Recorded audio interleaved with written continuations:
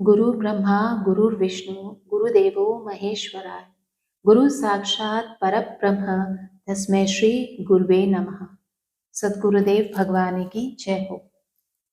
गुरु गीता में गुरु की महिमा। भगवान शिव और पार्वती के संवाद रूप में गाई गई यह गुरु गीता ज्ञानार्थियों के लिए एक अमूल्य निधि है। ऐसा कथन न पूर्व में किसी ने किया है और न ही कर सकेगा। भगवान शिव स्वयं ज्ञान स्वरूप हैं। वे ही सद्गुरु की महिमा को प्रकट करने के अधिकारी हैं। उनका कथन ही सर्वत्र मान्य है। गुरु की महिमा तो सभी ज्ञानियों ने गाई है, किंतु इस गुरु गीता की महिमा ही अनूठी है। इस गीता में ऐसे सभी गुरुओं का कथन है जिनको सूचक गुरु, वाचक गुरु, बोधक गुरु, निषिद्ध गुरु, विहित गुरु, कारणाख्य गुरु तथा परम गुरु कहा जाता है। इनमें निषिद्ध गुरु का तो सर्वथा त्याग कर देना चाहिए तथा अन्य गुरुओं में परम गुरु ही श्रेष्ठ है। वही सद्गुरु है, उसी की शरण में जाना चाहिए। श्री गुरु गीता पहला अध्याय। जो ब्रह्म अचिंत, अव्यक्त, तीनों गुणों से रहित, त्रिगुणात्मक और समस्त जगत का अधिष्ठान रूप है, ऐसे ब्रह्म को नमस्कार है।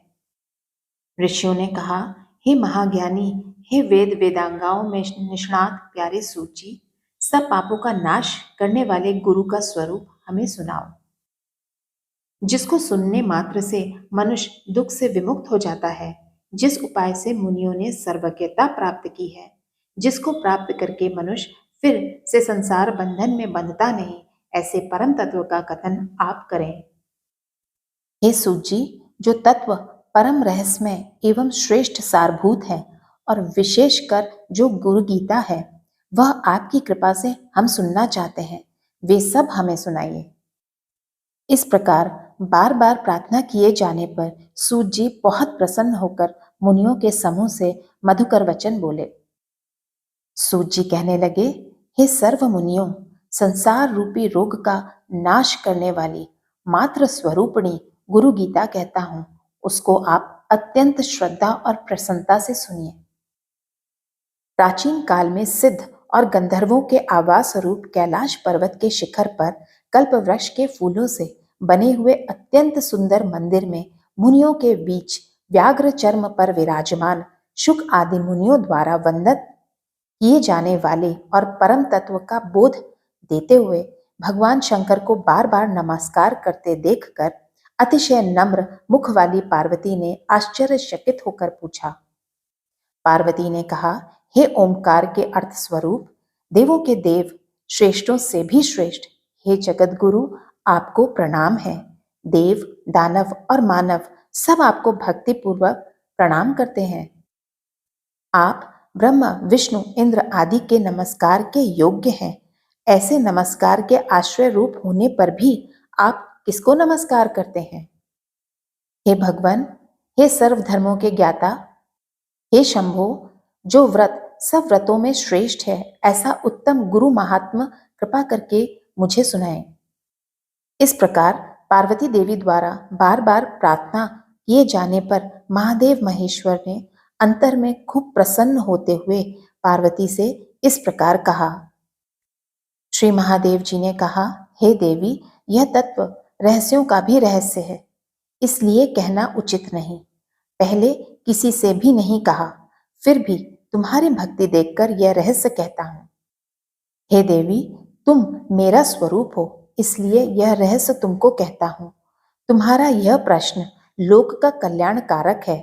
ऐसा प्रश्न पहले कभी किसी ने नहीं किया। जिसको ईश्वर में पराभक्ति होती है, जैसी ईश्वर में है वैसी ही भक्ति जिसको गुरु में होती है, ऐसे महात्माओं को ही यहाँ कही हुई बात समझ में आएगी। जो गुरु हैं वे ही शिव हैं, जो शिव हैं वे ही गुरु हैं। दोनों में जो अंतर मानता है वह गुरु पत्नी गमन करने वाले के समान पापी है। हे प्रिय, वेद, शास्त्र, पुराण, इतिहास आदि, मंत्र, यंत्र, मोहन, उच्चाटन आदि विद्या, शैव, शक्त, आगमन और अन्य सर्व मत मतांतर, ये सब बातें गुरु तत्व को जाने बिना भ्रांत चित्त वाले जीवों को पथभ्रष्ट करने वाली हैं और जब तब तीर्थ, यज्ञ, दान ये सब व्यर्थ हो जाते हैं। हे सुमुखी, आत्मा में गुरु बुद्धि के सिवा अन्य कुछ भी सत्य नहीं है, सत्य नहीं है। इसलिए इस आत्मज्ञान को प्राप्त करने के लिए बुद्धिमानों को प्रयत्न करना चाहिए। जगत गूढ़ अविद्यात्मक माया रूप है और शरीर अज्ञान से उत्पन्न हुआ है। इनका विश्लेषणात्मक ज्ञान जिनकी कृपा से होता है, उस ज्ञान को गुरु कहते हैं। श्री गुरुदेव के पाद सेवन से मनुष्य सर्व पापों से विशुद्ध आत्मा होकर ब्रह्म रूप हो जाता है। वह तुम पर कृपा करने के लिए कहता हूं। श्री गुरुदेव का चरणामृत पाप रूपक कीचड़ का सम्यक शोषक है, ज्ञान तेज का सम्यक उद्दीपक है और संसार सागर का सम्यक तारक है। अज्ञान की जड़ को उखाड़ने वाले, अनेक जन्मों के कर्मों का निवारण करने वाले, ज्ञान और वैराग्य को सिद्ध करने वाले श्री गुरुदेव के चरणामृत का पान करना चाहिए। अपने गुरुदेव के नाम का कीर्तन अनंत स्वरूप भगवान शिव का ही कीर्तन है। अपने गुरुदेव के नाम का चिंतन अनंत स्वरूप भगवान शिव का ही चिंतन है। गुरुदेव का निवास स्थान ही काशी क्षेत्र है। श्री गुरुदेव का पादोदक ही गंगा जी है। गुरुदेव ही भगवान विश्वनाथ है और निश्चित ही वे तारक ब्रह्म हैं। गुरुदेव की सेवा ही तीर्थराज गया है। गुरुदेव का शरीर अक्षय वटवृक्ष है। गुरुदेव के श्री चरण भगवान विष्णु के श्री चरण है। वहां लगाया हुआ मन तदाकार हो जाता है। ब्रह्म श्री गुरुदेव के मुखारविंद वचनामृत में स्थित है। वह ब्रह्म उनकी कृपा से प्राप्त हो जाता है। इसलिए जिस प्रकार स्वेच्छाचारी स्त्री अपने प्रेमी पुरुष का चिंतन करती है, उसी प्रकार सदा गुरुदेव का ध्यान करना चाहिए। अपने आश्रम, ब्रह्मचर्य, गृहस्थ, वानप्रस्थ, संन्यास, अपनी जाति, अपनी कीर्ति, लोकप्रियता, पद प्रतिष्ठा, पालन पोषण, ये सब छोड़कर गुरुदेव का ही संपक आश्रय लेना चाहिए। विद्या गुरुदेव के मुख में रहती है और वह गुरुदेव की भक्ति से ही प्राप्त होती है। यह बात तीनों लोकों में देव, ऋषि, पितृ, मानवों द्वारा स्पष्ट रूप से कही गई है। गु का शब्द है अंधकार, अज्ञान, और रू शब्द का अर्थ है प्रकाश, ज्ञान। अज्ञान को नष्ट करने वाला जो ब्रह्म रूप प्रकाशक है, वह गुरु है, इसमें कोई संशय नहीं। गुकार अंधकार है और उसको दूर करने वाला रूकार है। अज्ञानी रूपी अंधकार को नष्ट करने के कारण ही गुरु कहलाते हैं। गुकार से गुणातीत कहा जाता है, रूकार से रूपातीत कहा जाता है। गुण और रूप से परे होने के कारण ही गुरु कहलाता है। गुरु शब्द का प्रथम अक्षर गुकार माया आदि गुणों का प्रकाशक है और दूसरा अक्षर रूकार माया की भ्रांति से मुक्ति देने वाला परब्रह्म है। साधक को चाहिए कि गुरुदेव की प्रसन्नता के लिए आसन, बिस्तर, वस्त्र, आभूषण, वाहन आदि श्री गुरुदेव को समर्पित करे। अपने शरीर, इंद्रिय, प्राण, धन, कुटुंबीजन, नाते रिश्तेदार, पत्नी आदि सब गुरुदेव को अर्पण करना चाहिए।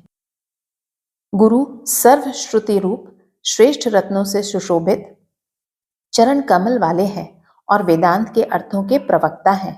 इसलिए श्री गुरुदेव की पूजा करनी चाहिए, जिसके स्मरण मात्र से ज्ञान अपने आप प्रकट होने लगता है और वे ही सर्व संपदा रूप हैं। अतः श्री गुरुदेव की पूजा करनी चाहिए। संसार रूपी वृक्ष पर चढ़े हुए लोग नरक रूपी सागर में गिरते हैं। उन सब का उद्धार करने वाले श्री गुरुदेव को नमस्कार है। जब विकट परिस्थिति उपस्थित होती है, तब वे ही एकमात्र परम बांधव हैं और सब धर्मों के आत्म स्वरूप हैं। ऐसे श्री गुरुदेव को नमस्कार है। संसार रूपी अरण्य में प्रवेश करने के बाद दिग्मूढ़ की स्थिति में चित्त भ्रमित हो जाता है। उस समय जिसने मार्ग दिखाया, उन श्री सद्गुरुदेव को नमस्कार है। इस पृथ्वी पर त्रिविध ताप, आदि व्याधि उपाधि रूपी अग्नि से जलने के कारण अशांत हुए प्राणियों के लिए गुरुदेव ही एकमात्र उत्तम गंगा जी हैं। ऐसे श्री गुरुदेव को नमस्कार है। सात समुद्र पर्यंत के सर्व तीर्थों में स्नान करने से जितना फल मिलता है वह फल भी गुरुदेव के चरणामृत के एक बिंदु का 1000वां हिस्सा है। यदि शिव जी नाराज हो जाएं तो गुरुदेव बचाने वाले हैं, किंतु गुरुदेव नाराज हो जाएं तो बचाने वाला कोई नहीं। अतः गुरुदेव को सम प्राप्त करके सदा उनकी शरण में रहना चाहिए। गुरु शब्द का गु अक्षर गुणातीत अर्थ का बोधक है और रू अक्षर रूप रहित स्थिति का बोधक है। यह दोनों स्थितियां जो देते हैं उनको गुरु कहते हैं। हे प्रिय, गुरु ही त्रिनेत्र रहित, दो नेत्र वाले साक्षात शिव हैं, दो हाथ वाले भगवान विष्णु हैं और एक मुख वाले ब्रह्मा जी हैं। देव, किन्नर, गंधर्व, पितृ, यक्ष, तुम्बुरु और मुनि लोग भी गुरु सेवा की विधि नहीं जानते। हे प्रिय, तार्किक, वैदिक, ज्योतिषी, कर्मकांडी तथा लौकिक जन निर्मल गुरु तत्व को नहीं जानते। तप और विद्या के बल के कारण से और महा अहंकार के कारण से जीव इस संसार में रंगहट की तरह बार बार भटकता है। यदि गुरु तत्व से परामुख हो जाए तो याज्ञिक मुक्ति नहीं पा सकता, योगी मुक्त नहीं हो सकता और तपस्वी भी मुक्त नहीं हो सकता। गुरु की सेवा से परांगमुख हुए गंधर्व, पितृ, यक्ष, चारण, ऋषि, सिद्ध और देवता भी मुक्त नहीं होंगे। अतः गुरु की सेवा साधक के लिए अनिवार्य है। पहला अध्याय समाप्त होता है। सद्गुरुदेव भगवान की जय हो। सच्चिदानंद भगवान की जय हो।